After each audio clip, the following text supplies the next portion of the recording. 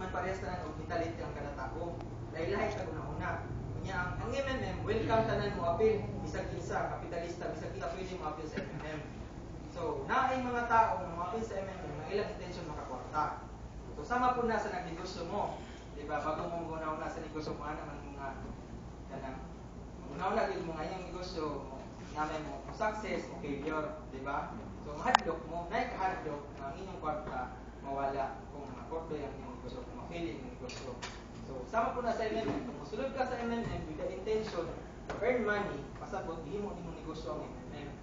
So, naakay kahadlok na mawala yung kwarta. So, naay risk. Diba? So, para sa kuha, walay risk sa kuha ang MMM. So, ang MMM, wala nag-promise sa tanan participant na kung ikaw mag-donate, pagabot sa panang mabalik mong kwarta. Wala i-promise ang MMM na. So, sa next na una-una sa mga taay. Istorya naman about scam day, no? Ako na lang introduce sa inyo ang two famous scam sa atong nasod. Aman Futures Group, nakagaw na money. Sa pagkalian niya siya, 12 billion pesos scam, di ba? Yung One Dream Global Investment Program. Napay PNA News, pagkutay na siya. Latest na siya. Napay sa una mga 10 to 15 years ago sa Kapalong LDM. Nakadong para sa inyo ha. Wala. So, kaning nga mga financial institution, unsay common sa ilaha? Unsay nakabalo? Unsay common sa ilaha? Kani sila, mga investment din sila. Tingnan nilang tao na pag-invest mo sa mga kumpanya, wala nila gidokar ang tao kung saan magamit sila kwarta. Kung gusto ba nila, wala. Pagkahuman, ang common gid ani sa ilaha, is central account. Kaning Aman Futures Group, One Dream Global, ang LDF, nasa na central account. Ang central account mo ang founder. Kung ako ang founder, kamutan na akong mga membro, ang inyong kwarta, ibutang niyo sa kuha, sa akong account. So, pag-abot sa panahon ng mudako ang kwarta, pili na ako idagan. Diba? So, mana mahita po na scam. Sa MMM, wala mo tayong hatag sa piso, diba? Wala idagan sa MMM. Bisan pag magdagan-dagan sa MMM diya, wala siya madala ng isa-isa kasintimo kwarta sa tao.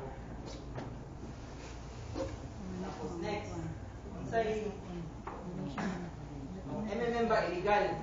Illegal ba ang MMM? So, no. Because there is no law in the world forbidding people to help to other people. Walay balaod, di ba? Ang nagbawal sa tao mutabang. Walay balaod, so dili siya illegal. Taong papel sa MMM, mag-decide siya mamudunit, dili siya illegal. Dili siya masyawag illegal. Kaya ang MMM, nag-operate siya in the principle of gratuitousness, reciprocity, and benevolence. So, gratuitousness, kasi pasabot ana. Ang gratuitousness, muna siya ang pagtabang without expecting anything in return. Tapos, ang reciprocity. Ang reciprocity is the exchanging of goods. Kanang mag-change mo kanang butang or kwarta para sa MMM. Kinabiyuan naman tag kwarta. Kaya ito nang hinahanglan karon, natin ako sa mong kwarta. Ako nang punang hinahanglan, kami kumahatag sa kuha. So, nagkinabiyuan ang kwarta without any contract. Muna siyang reciprocity. Mutual understanding lang. So, benevolence is the act of desire to do good things, di ba? Tapos unsay next na musulod sa tao, sa mga sa tao, mag-istorya sa mga nani. Is MMM financial pyramid. Ako kan yes, big yes. MMM is the only financial institution in the world that openly accepts pyramiding. Di ba? Ang uban, wala. Ang pension plans, ang health insurance, educational plans, ang bangko, they are pyramids. Sa itong nasa, wala tag-idukar, wala tag-isultian yung pyramiding na sila. Kaya ang unahuna sa tao, pag ingon nga pyramiding, kautan. Pero ang pyramiding, dili tanang kautan. Kaya ang pension plans, yung kanang SSS, di ba?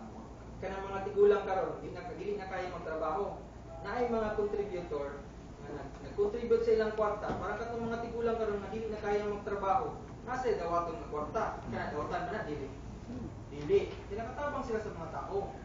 Ang PhilHealth, di ba, nag-contribute kwarta sa PhilHealth para katong mga nasakit karon na sila magamit na kwarta dili kabot lang kwarta kulang nilang kwarta dako kay ang tabang sa PhilHealth. Ang pyramid po na siya. Pero kita wala tag edukar. Ang bangko, pyramid ang bangko. Nga naman, ang bangko nagnegosyo o kwarta, dili kwarta sa bangko, dili kwarta sa financier. Ang kwarta nga ginegosyo sa bangko, kwarta sa tao. Mga kwarta sa depositor sa bangko, di ba? Tinuod ba na? So ang MMM pyramid siya. Ang tanan membro sa MMM edukar kung unsay risk, kung unsay tumong sa komunidad nganong gihimo siya. So nay pangutana ba sa MMM sa na? Sa vision ninyo ano? Ano siya? Sige, ako. Encourage ninyo maging giver ni? Sige, ako ni awareness sa society. Sila ko pa so kami patuloy sa inana kuan. So makita nato nga si MMM dili ka kwarta, kundi ang tao makapahimulos. Kani nga sistema gihimo ni sa Russia, murag ipahiram lang ni sa tuwa para mga Pilipino pud makapahimulos. So sa unsa pa maagi unsang tumong sa institusyon kay di man ka kwarta, di ba? Unsang tumong. So before akong introduce sa inyo ang founder sa MMM. Ang founder sa MMM si Sergey Mabrodi, a mathematician and one of the persons who developed the first operating system. Muna itong gigamit karon ka ng Microsoft. Dili siya ang nagbibento ha, isa siya sa mga tao na nag-develop para mabago ang operating system. He was once the owner of the biggest computer company in Russia. Muna siya ang MMM. Before ang MMM, nahimo siya community of people na nagkinabangay. Isa na siya kakumpanya nga nagpaligya ang mga distributor computer sa Russia. Kanya, former Parliament State of Duma. In the Russian Federation, it's the lower house of Federal Assembly of Russia or legislature. So, ang isa sa mga special power sa State of Duma na mag-file ng impeachment sa presidente, mag-appoint of new commissioner sa Central Bank, daghan pa. So, ang atong founder, hindi basta-basta, milyonaryo siya. Kada-kada po siya ng piso. Na-piso siya tungkol sa kanang ipangitaan siya o kanang mali sa gobyerno kay pagsugod niya sa MMM sa Russia, daghang bangko nga bankrupt kay ang MMM manggod, ang ideya manggod sa MMM kanang giwala niya ang sistema nga kung tayo ako magdeposito sa bangko, ang bangko inegosyo sa bangko ang kwarta. Unsay pinakadako nga negosyo sa bangko? Pautang sa tao, di ba? So ang bangko ang naghatag og kalisod sa ubang tao nga nangutang sa bangko. So gitanggal niya sa sistema ang bangko na pwede man ang tao magkinabangay direkta. Di ba? So gikuan siya, gipailan siya og kanang tax evasion. Napriso na si kuan, napriso si Mabrodi niya. Habang nasa sa prisohan, gikuan niya, nag-apply siya sa pagiging State of Duma. So ang mga tao giboto siya mahimo siyang State of Duma. Sa panahon nga naglingkod siya as State of Duma, never siya ni-receive og salary gikan sa gobyerno. Pero ang kapalit po na siya immunity, hindi siya mapailan ng kaso, so nakagawas sa prisuhan. So ang kapalit bawal siya magnegosyo. Dili makanegosyo ang part sa gobyerno sa ilaha, dili para sa tuba. Pilipinas nga, ang mga authority, pwede magnegosyo, di ba? So, akong ipakita sa inyo ang ideolohiya sa MMM kapag ingon ni mo ma'am, isa ito mong sa komunidad.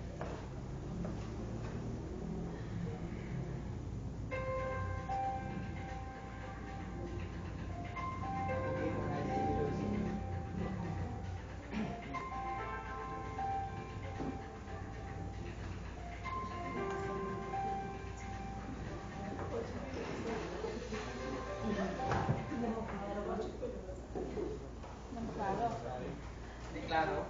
So, ang kalimutan daw karon manindot pa siya, pero nahimo siyang pangit tungkol sa sistema pa, unfair na distribution sa kayamanan o sa kapangyarihan.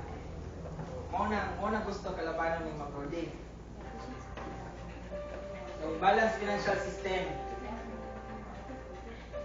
Poor works hard but earn less. Rich works less but earn more. So, unfair, di ba? Dili patas ba? Are we just gonna close our eyes and pretend everything is normal? Okay, mathematic to ha. Pretend na lang banta na okay ang tanan. So, kung na daw kay kwarta, na kay kayamanan. Kung na kay kayamanan, na kay power. Kung na kay power, na kay control. May tabuan na is slavery.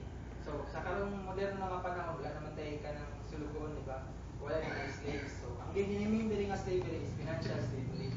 So, sa unang pamahagita na yung ulipon sa utang. Sa utang, sa financial slavery. Makita niyo mo, may sakay siya. Sabihin sa akong nagkabot sa kwarta, di mo siya kakabot sa kwarta. Diba? Di mo siya ulipon. Yung nana pagkuhan sa tuwa.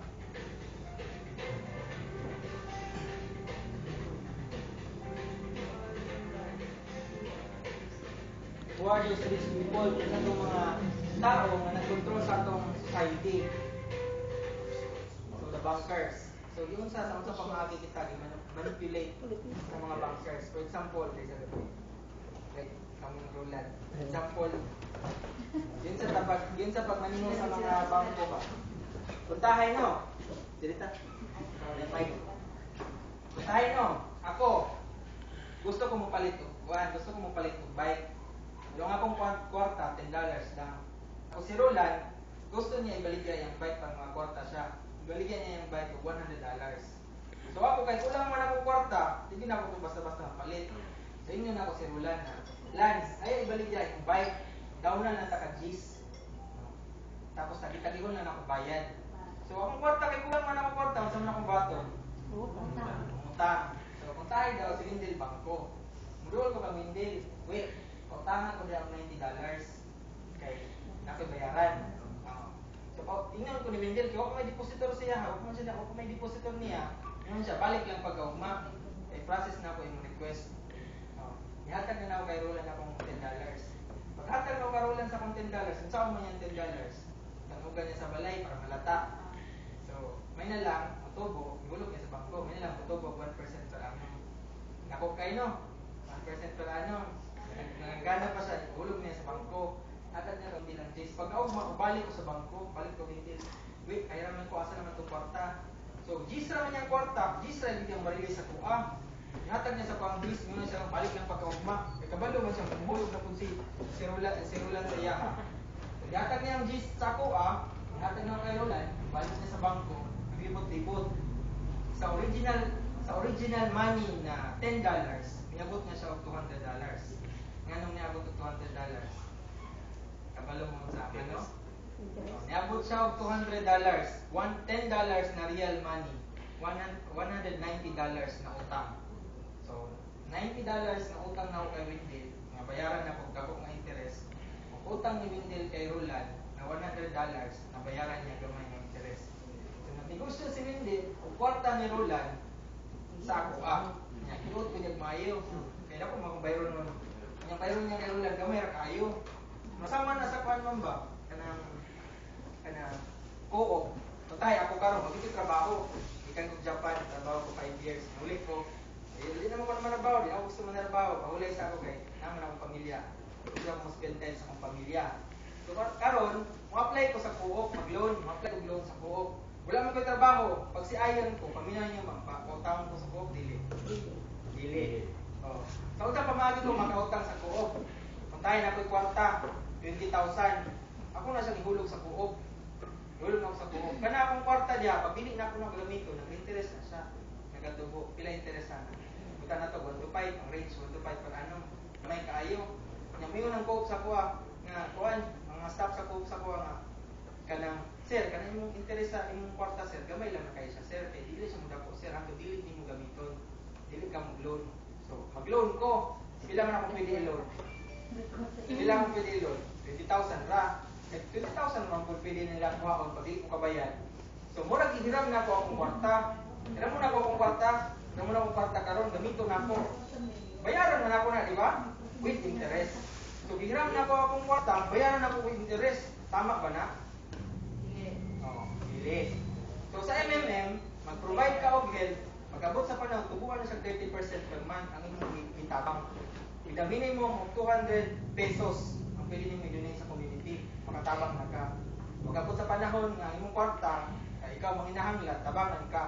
Pag pangayo nimong tabang, ihatag na sa imong hatanan ang imong kwarta nga imong gikinahanglan. O pilay naabot sa imong kwarta. Siyempre, hindi po ka maghulog kag 200 after 2 months, mag-withdraw ka 10,000, di na pwede kay wala man kabot og kuha ng gitubo sa 10% sa imong kwarta. Kato yung gitubo sa imong kwarta. Pagkakuha mo sa kwarta, wala na kay bayro sa sistema. Wala kay utang. Baka man ka, mato ka sa buot nga mangutang ka dito, utang mo ning mong kwarta, bayaran sa gid nimo o sa inyo na wala kay bayaran. Diba? So istorya man tagkuan, $10 lang mo to siya. Unsa daw kung kanang $10 maabot siya og $1,000, $100, $100 million. So yung inana, di manipula sa mga kapitalista, mga financier sa tibok kalibutan ng atong kuan, ng atong ekonomiya. So ang istorya man tagdako, binagko, sudag binagko. Kabalo man ta kinsa nagprint sa atong kwarta, di ba? Ang Central Bank of the Philippines. Nabay nakabalo sa inyo ha kung sa unsang pamaagi ma-print ang atong kwarta, di mo atong kwarta. Kinsa nakabalo? Kung pila ang kantidad na pwede i-print sa kuan sa unsa na Central Bank. So kay Central Bank man, dili siya dito kwarta, basta ka una na kung Central Bank tay mag-print tay og kung tayo lang 100 trillion pesos. Ako kaya na siya. Pilang population sa Pilipinas? 100 million. Oh, kada isa hatag 1 million. Diba? Wala maglisod sa tuwa. Pero sa ang tinuod dili na kaya buhaton sa Central Bank. Nga naman, ang Central Bank of the Philippines maka-print lang siya og kwarta equivalent sa dollar reserve na iyang gigunitan. Kung bilang dollar reserve na iyang gigunitan sa Central Bank, maura po ng kwarta na iyang ma-print. So unsa niya pag-akwara ng dollar reserve? Makuha niya ang dollar reserve back up sa resources sa atong nasod. Kanang resources sa atong nasod, makita na siya ang tawag na possible na income sa isa ka tuig. So mao na ang pwede makuha niya nga dollar reserve sa Pilipinas, mao po na equivalent na kwarta nga ma-print niya. So asa di ka ng dollars? OFW. OFW, nagtinog na siya, dapat nagtabang ng OFW. O ganitong itong ngaging adlaw ba, kita ko sa Facebook, nag-post si kuhan ng speaker of the house karon si Lasierda. Ngayon siya nga ang mga OFW daw, dili daw nila nakadako ang tabang sa gobyerno. Kay dili direkta gihatag sa gobyerno ang kwarta. Pero naglingkod siya sa Malacañang, wala siya kabalo sa kamaturan. Di ba? Pila ka milyon ang OFW sa Pilipinas na nag-earn of dollars. Nya kanang kwartahan na kanang mga dollars ipadala na niya sa Pilipinas. Dako nga dungag nga dollar reserve sa Central Bank. Madungag po na sa kwarta nga maproduce sa kuan sa Central Bank of the Philippines. So ang kuan ma'am, ang kanang dollars isa lang ka financial institution sa kalibutan ang nay authority. Nay otoridad na maghimog dolyar. Mao na siya gitawag Federal Reserve Bank. Nakadong naman na Federal Reserve Bank. So, ang kanang Federal Reserve Bank will print dollars out of nothing. So, paper money. Mag-print na sila. Sagutan sa committee na mag-print na ginani. Pag may mga presidente sa Amerika na okay na siya, ma-produce ang dollar. So, kaya istorya naman tayo na, istoryahan ta mo sa greatest scam sa history sa kalibutan. Pinakadako nga scam. Apilan ng Federal Reserve Bank, apil ang US. Mga siya gitawag o Nixon shock. Kailan man President Nixon?